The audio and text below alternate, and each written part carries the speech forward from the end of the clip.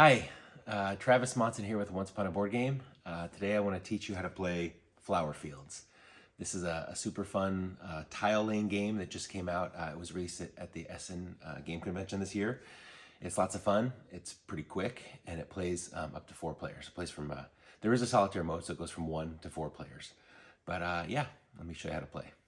Okay, as I said, I'm going to be teaching the game Flower Fields. Super fun little game. Okay, I've basically got it set up for 2 players. A couple things I want to mention. It comes with a bag to put lots of these tiles in. There's a whole bunch of tiles. You take all the tiles except for the little size 1x2. These little ones like this. You set those ones aside, make a separate stack, but all the rest are going to get mixed up in the bag. And you basically will start the game by drawing 4 tiles per player. So in a 2-player game, you have 8 of those tiles set out in a circle around this little circular disc. In a 3 players, you'd have 12. In a 4-player game, you'll have 16.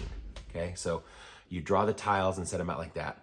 And you'll just put this little sun somewhere. That's important for tile selection, but it doesn't matter where it goes. You just randomly put the tiles out. Okay, on the middle of the board, you're also going to put 4 of these tiles. Okay, there's 12 of them.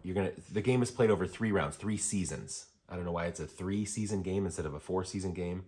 Who knows? But anyway, each round, you're going to put 4 of those in the middle, and you will also put 2 of these little bumblebee tiles in the middle. Okay? So that's how you set up this. You just have a supply of extra bumblebees off to the side. Each player starts with a board and 5 bumblebees in their possession. So I got my board here and Allie's board here.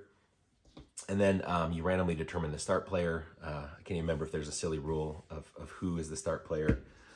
The game also comes with some of these little multiplier tiles. If you ever get in a situation where you're running out of bees, you can use these. This counts as 5 bees. We typically don't need those. There's also a couple little tiles in here that you use if you're playing a solitaire mode. I won't cover the solitaire, but I'm just going to set those aside. We're not going to need those.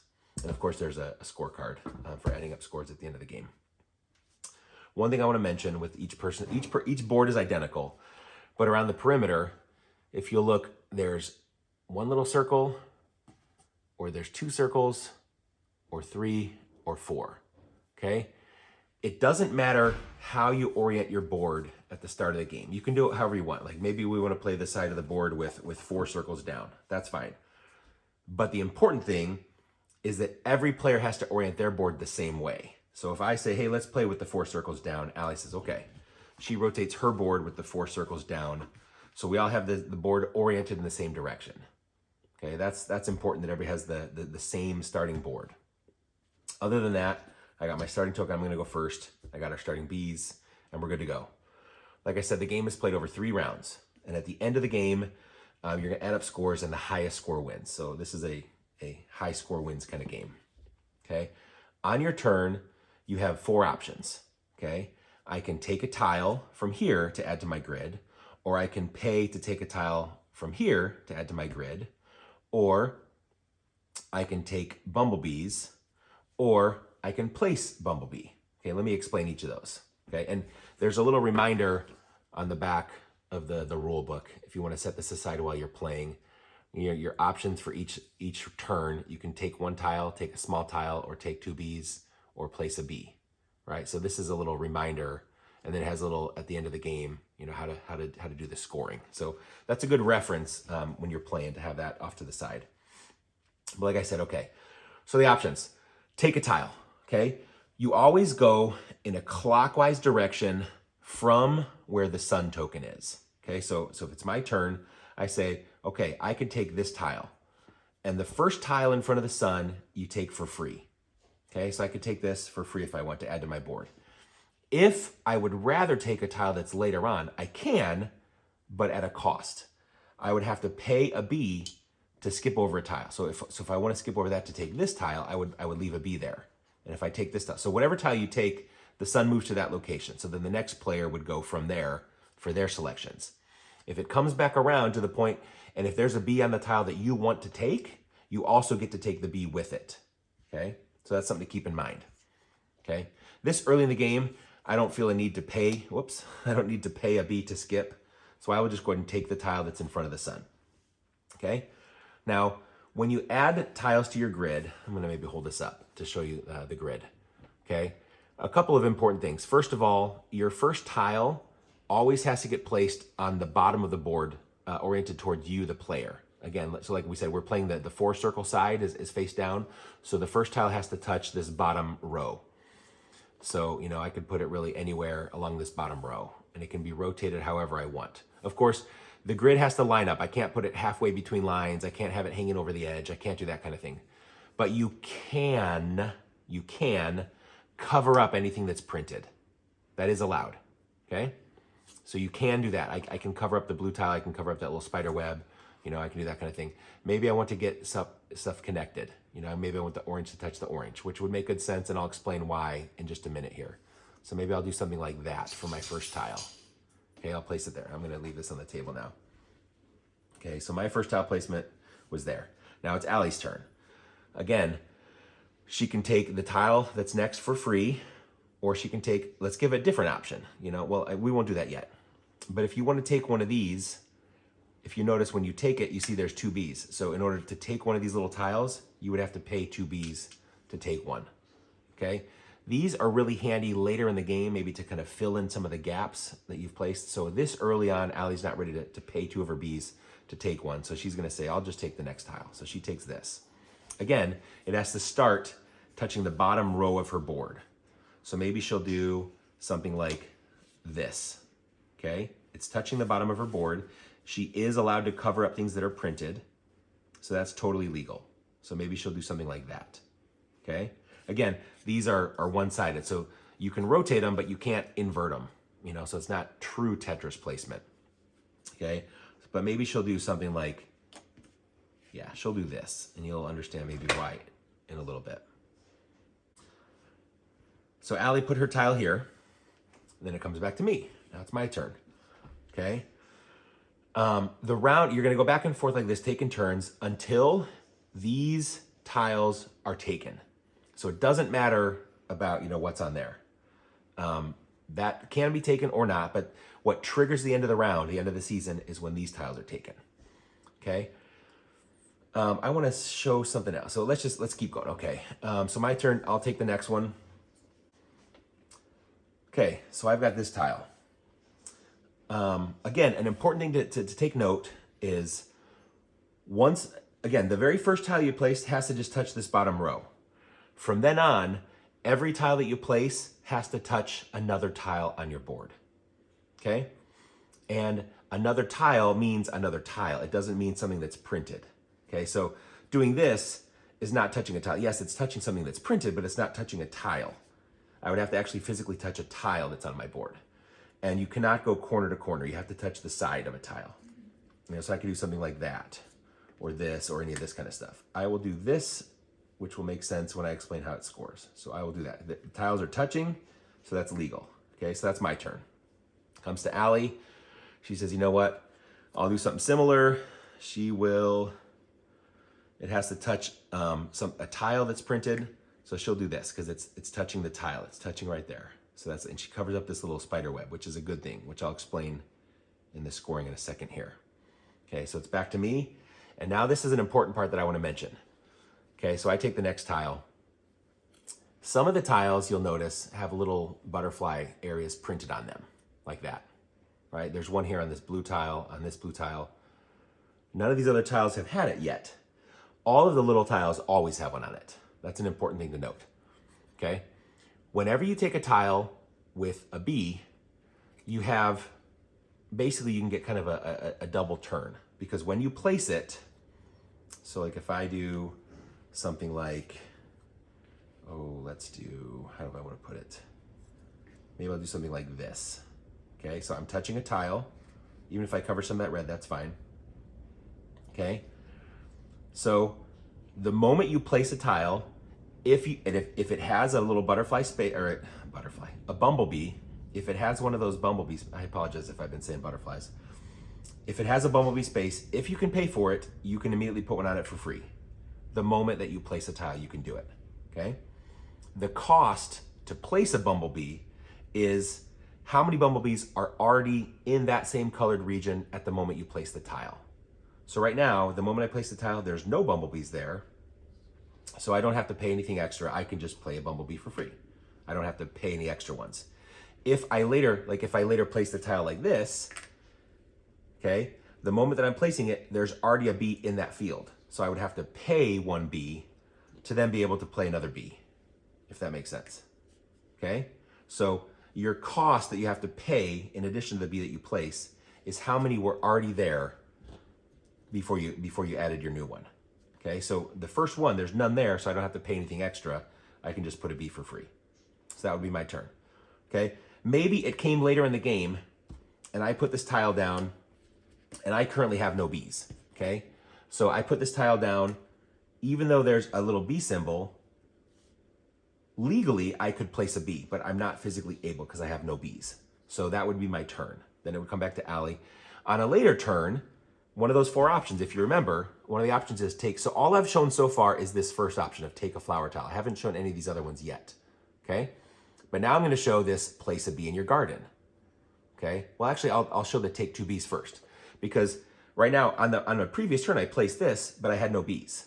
So now for my turn, instead of placing a tile, I'm going to do the take 2 bees. So my turn could be I take 2 bees from the garden, and now I've got 2 bees in my supply. Then Allie takes her turn, comes back to me. Okay? Now I'm going to show you this place 1 bee in your garden. Okay? Now I've got some bees in my possession, and so now I can take a turn. Again, there's no bees already there, so there's no extra cost. I just place a bee. That's my turn. So again, you can see you can add bees later on, but adding the bees is your whole turn.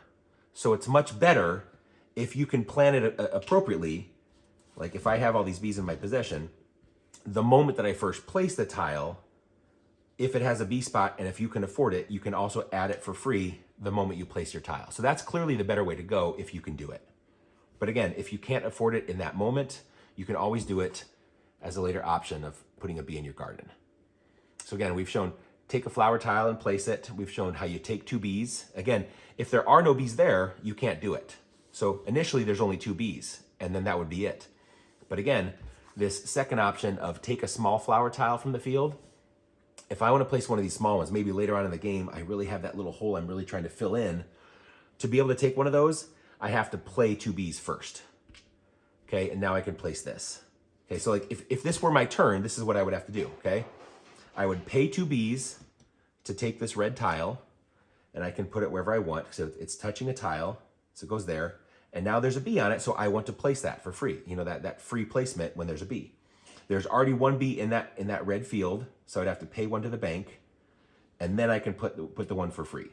So that would be a legal turn also, right? And then the next person, once again, there are 2 bees that can be taken. So for Allie's turn, maybe she wants to take 2 bees. You know, so that's how that would work. You know, so you can see how you would take a tile and place it. And again, if you can pay, if there's a little bee spot, you can put a bee for free. You can take a small flower tile, like I just did, but you would have to pay 2 bees. And there's a little reminder, it's printed on the board. So when you take it off, you can see there's 2 bees. So you'd have to pay the bees. Or you can take 2 of the bees that are on there, only if they're available. If there's none there, you can't take any bees. Or finally, like I showed a minute ago, you can just place a bee in your garden. Okay? So I wouldn't have done that at this point in the game, so I'm not gonna, waste all my bees to do that. So far, I took a tile and I placed a bee.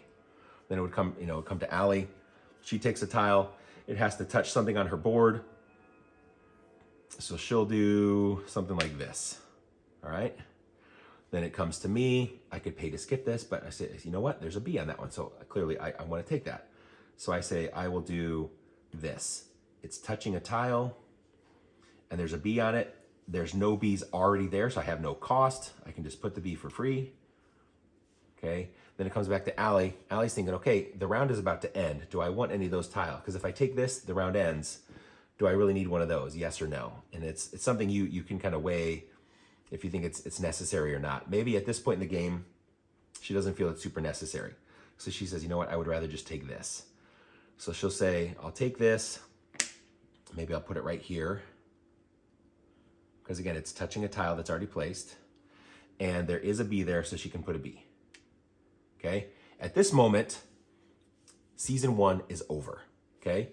And whoever took the last turn, basically, the next player would take this as a reminder that they're going to go next. So it just so happens that I would remain as the first player. Since Allie took the last tile, I would get the next turn, okay?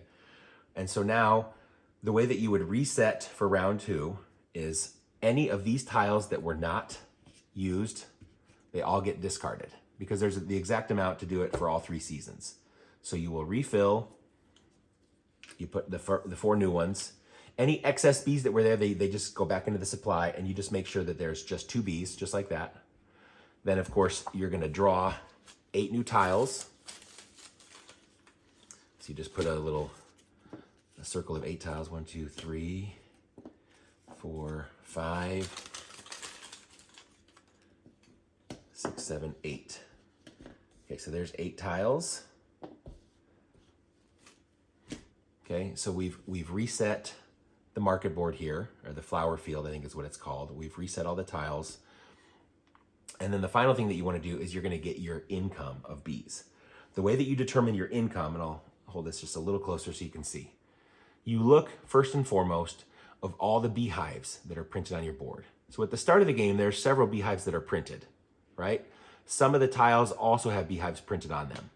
So if you look on my board, I've got 1, 2, 3, 4, 5, 6, 7, 8, 9 beehives. So that would give me an income of 9 bees. However, every cobweb reduces that by 1. So I would take the 9 minus 3 cobwebs that are still visible, spider webs, and then so 9 minus the 3 is 6. So then to start round 2, I would get an income of 6 more bees. 2, 4, 6. Okay? And then similarly, Allie's looking, she's got 1, 2, 3, 4, 5, 6, 7, 8. 8 minus the 3, she gets 5 new bees. 1, 2, 3, 4, 5. She gets 5 bees to start the second round. And now we're ready to go for round 2. And again, since she took the last turn previously, I would go first. And my options are take a tile, buy and place a tile, or take 2 bees, or place a bee in a legal spot. Okay, so round 2 is set up. So again, Allie went last, so it's my turn. I will go ahead and take this first tile. I'll say, oh, you know what? I think right now is maybe a good point to mention how it scores, so you understand the strategy of how you're placing tiles. So there's a little scorecard that is going to illustrate. So you'll put the names, for the 4 players, up to 4 players. But you're going to score for your largest connected field in each of the 3 colors, in the blue, yellow, orange, whatever you want to call it, and red. And also for your biggest field of the white, green, whatever you want to say. And then you're going to score for completed rows and completed columns on your board. Okay, the way that you score is in that largest connected field of each of the 3 different colors, you see how many different fields are there, and I'll zoom in on a couple tiles so you see what I'm talking about, multiplied by the number of bees in that field, okay? So you'll notice, for instance, on this tile, you see there's the thick blue border around the tile. This, even though there's these little nubs, that's just to help you see like how it fits on your grid as a little reminder to make sure that it lines up properly. But the thick blue border tells me this is one blue field in terms of scoring, okay? This is one blue field and one orange field and then one of this flower field, green plants, whatever you want to call it, right? I think I had those backwards. So here's a good example. These 2 tiles are both a little different, okay? You see here, for blue, it's just one single blue field. You see the thick border around the blue. But for green, you see there's a border in between. So here's a size 1 field in this green tile, and then also another field. This one actually has 3 fields. See how there's the little border between them? So there's a field, and there's a field, or sections, or whatever they're calling them, right? So you want to count like how many of those sections make up your biggest connected group in each of the colors. Okay, that's important for the scoring purposes. Where were those? Like that, maybe? I can't remember. All right. So what you're going to do is you'll count the number of all those sections, and you multiply that by the number of B's in that section. So currently right now, if you look at my board, okay, for blue and red, and we'll just call it yellow, you see that there's one field or one section and one section. So there's 2 total sections connected and 1 B. So if the game ended right now, I would score the 2 sections times 1 B, 2 points for blue. In red, I've got a section there that was pre-printed, and I've got a section with the tile. That's 2 sections times 1 B, that's 2 points. Over here, that's just a size 1. Over here, that's a size 2, that's my bigger field, but there's no B's. 2 times 0, I'd score 0 points for yellow. So that's how the blue, yellow, and red all score. The flowers, the whitish, greenish, whatever you want to call, that's just 1 point for each section. So I'd have 1, 2, 3 sections is my biggest one. Or also here, there's 1, 2, 3 sections on that one as well. Okay? So you're trying, over the course of the game, you're trying to make one color get bigger and bigger and bigger, all connected. And you want a bunch of B's in that section so that it's going to score more points. Okay? You never put B's in the white, green. Those, you just count 1 point per section. That's how that scores. It's the yellow, red, and blue that score the sections times the B's. So you want to get those big. And then, of course, you'll score for complete columns and complete rows. 5 points per complete column and complete row. And so that's how the game is going to score. So coming back to me. So at the start of round 2, I say, okay, you know what? I take this tile. This is the one that's free. It's right in front of the sun. If I put it here, it does a couple things. It keeps now it connects these 2 of these green sections, and it also expands my yellow section. So I'll say, hey, that's maybe a good place to put it. So I'll put it there. Comes to Allie. She's got this. Oh, she says, ooh, this fits perfectly. It fits, it connects I'm going to cover up a beehive, so I'm going to maybe get less income. Oh, but it has a beehive printed. So my income of bees is going to stay the same. And it expands her blue, and it also expands her, we'll just call it white. So now it's back to me. I say, you know what? If I do this, I'd like to get it over here and to get another bee in it to get my blue field extended, but also to maybe cover up a spider web. Oh, so maybe I'll do something like, see, I don't necessarily want to box off my red. How do I want to do this? I can't do that because that's not touching a tile. It's just floating. It's touching what's pre-printed, but I have to physically touch a tile. But you know what? Because of the fact that it's only the sections, it's not the number of squares, it's the number of those bordered sections. Even if I cover half of this, that still is 1 blue section. And now it's connected. So I've got the 1, 2, 3 blue sections. So that's a legal placement. And now I say, you know what? I'd like to add a B there. Again, if it has a B, you can place it as part of your tile placement, as part of that free action. So to do it, you see there's already 1 B in that blue field. So I'd have to pay the cost of how many B's are there. So I have to pay a B before I can put my new B. So that's illegal. I can do that. And then it's back to Allie. She looks, you know what? Oh, this is perfect. It'll cover up a spider web and it gives me another hive. It expands my white field. I'll do that. Comes to me. I say, you know what? I'd like to do this. Maybe I can try and get my yellow connected. I can extend this. Is there a way to do it? You know what? I'll try something like this. I'll cover up a spider web. I'm touching tiles. I'll do that.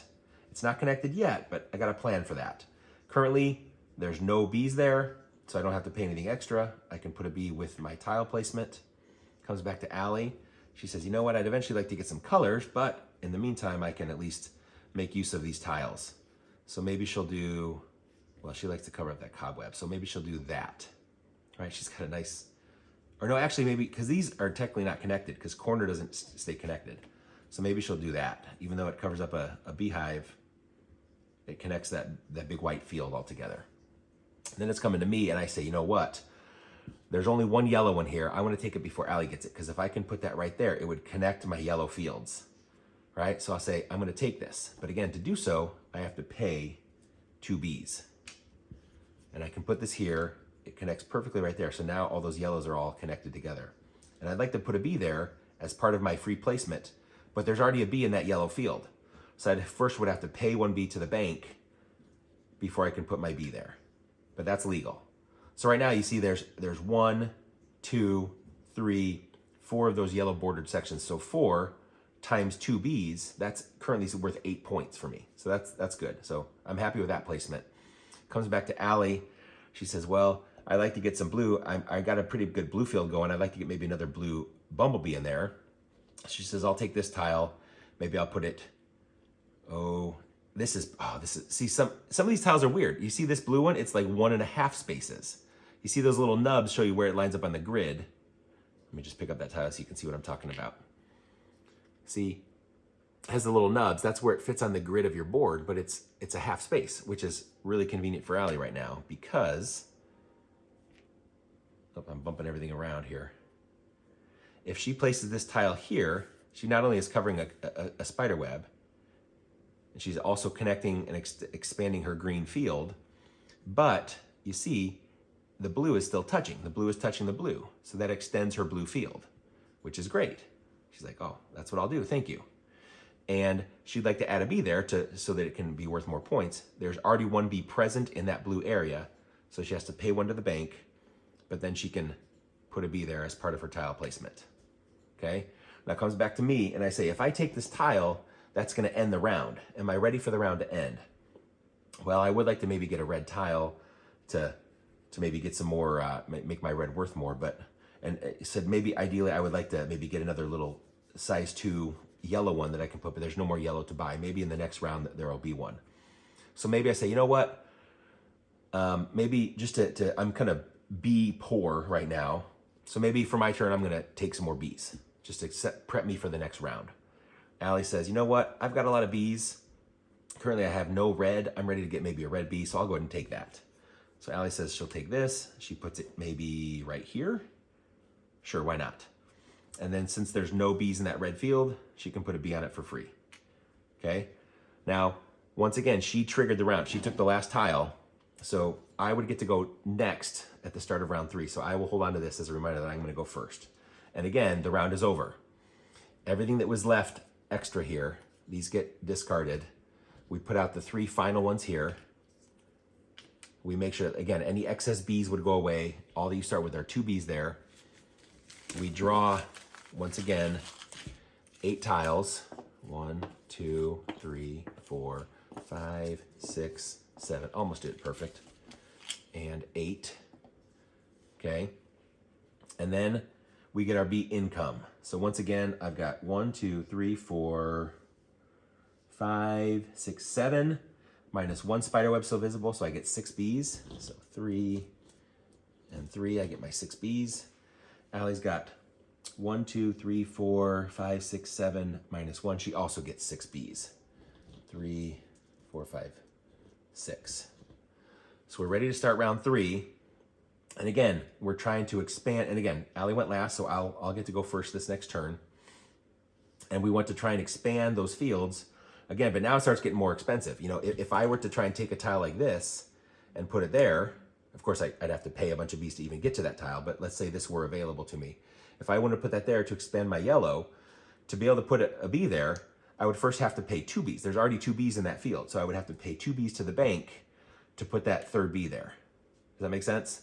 So it gets a little bit more expensive. So, and a lot of times now, you maybe really want those little ones to connect, to fit. Maybe I want to buy another yellow one to go down here so I can make, get even another B in there to make my yellow worth even more. But to do that, I'd have to pay 2 Bs to take that. Plus then I'd have to pay maybe 3 more Bs because there's already 3 Bs in that field to put one on it. All right, so you can see at this point in the game, you start really kind of honing in on your final scoring options and how to make your sections worth more points. But again, it gets more expensive to do so. So at this point, I'll kind of just play out this round just so I can show you, but I'll fast forward to that end so I can show you how the final scoring works. Okay, well, it's not quite the end of the game. It's getting close. It was Allie's turn. I just wanted to maybe let you see the last couple turns to see kind of how things might play out. Allie's thinking, you know what? There's a couple of yellow ones. I'd really like to get this yellow connected. So she says, I'm going to pay 2 Bs to take this, put it here, and I'd love to get it a B on it. There's 1 B already there, so I'd pay 1 B to the supply and 1 B there.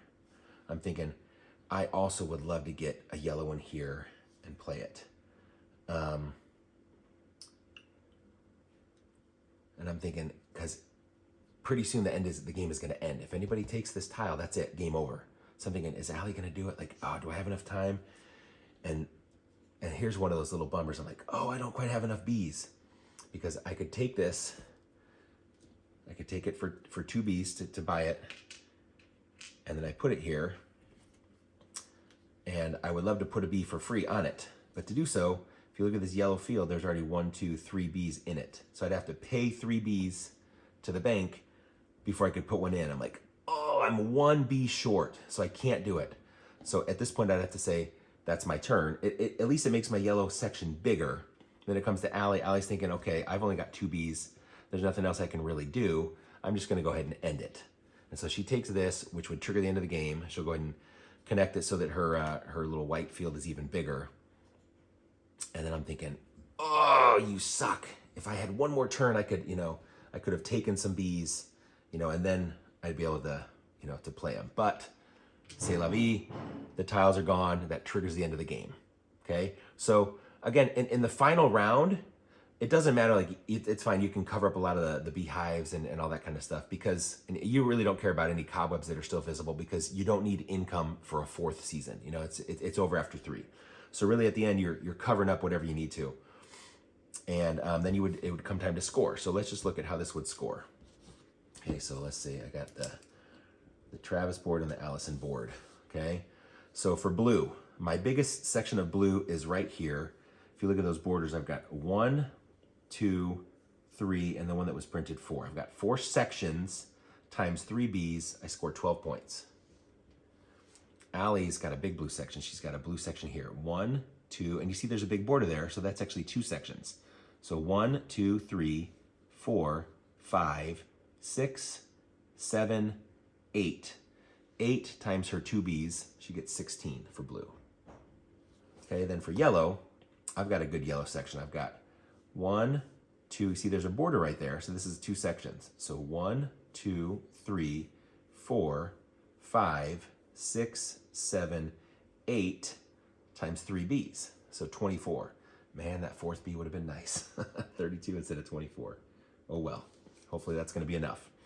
Allie's got a smaller yellow. She's got 1, 2, 3, 4 yellow sections. So 4 times 2 bees, she gets 8 points. Then for red, my best red, I've got 1, 2 times 1 bee, or 1 times 1 bee. So that would be 1 point. This would be at least 2 points. I just scored 2 for red. Allie's got 1. See, there's a border. So this is 2 sections. So 1, 2, 3, 4, 5, 6. 6 sections times 2 bees, she gets 12. Okay. Then you look at your biggest white area. Mine is all connected here. So these are separate, but I've got 1, 2, 3, 4, 5. There's a border. So 6, 7, 8, 9, 10, 11. They're just with 1 point apiece. So I get 11.